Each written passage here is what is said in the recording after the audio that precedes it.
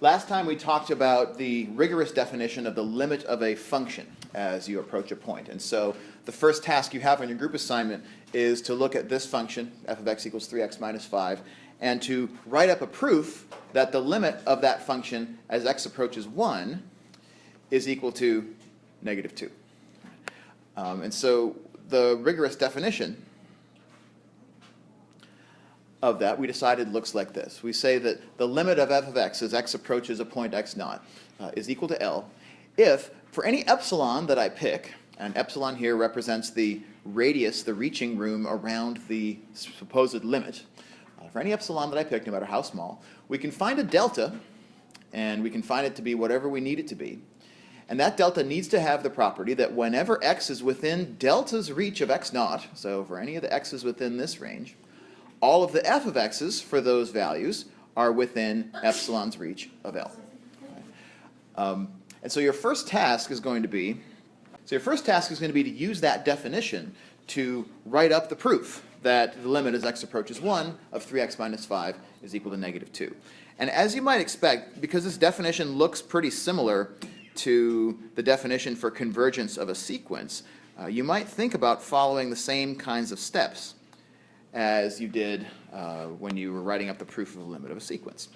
So you might start by saying, well, we have this inequality that we're trying to satisfy, which is absolute value f of x minus L is less than epsilon. And L here, the role of L is being played by negative 2. So we'll replace L by negative 2. We'll replace f of x by the formula which defines f of x, 3x minus 5. So what I'd have here is 3x minus 5 minus negative 2. Negative 2 is the value of my supposed limit. And the absolute value of that needs to be made to be less than epsilon. And then just like when we were doing sequence work, the goal here is to rearrange this equation to try and figure out what it says about x. So solve this thing for x. And then through solving it for x, what you should be able to do is discover a value for delta.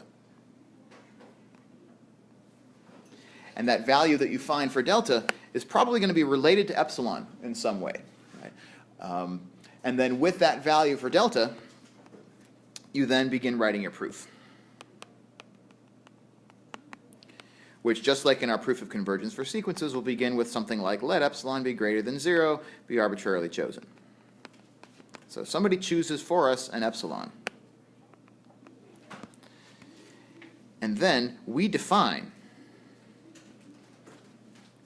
delta according to whatever work we did over here on the left.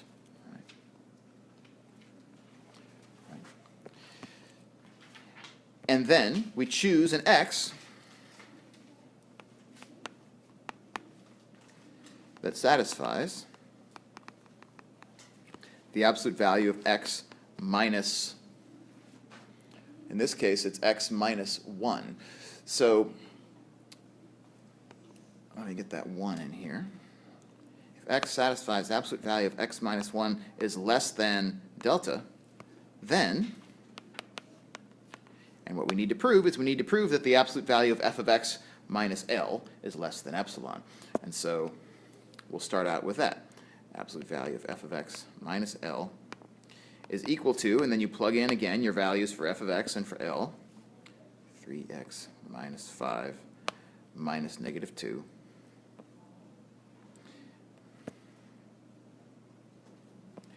And then you do the work here, equals dot, dot, dot, and the ultimate goal is to show that this is less than epsilon. Right, so you're kind of, just like when we were writing proofs for sequence convergence, you're kind of at this point writing the algebra that you did over here in your scratch work in some sort of a backwards fashion. And I guess the last thing I want to say about this is that over here I sort of posed this as we're trying to solve for x.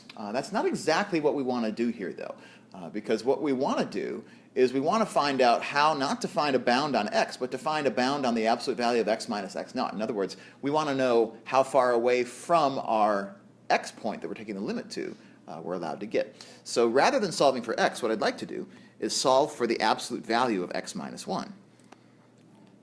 maybe a better way to look at it here. Solve it for the absolute value of x minus 1, which I think is a little bit easier of a task.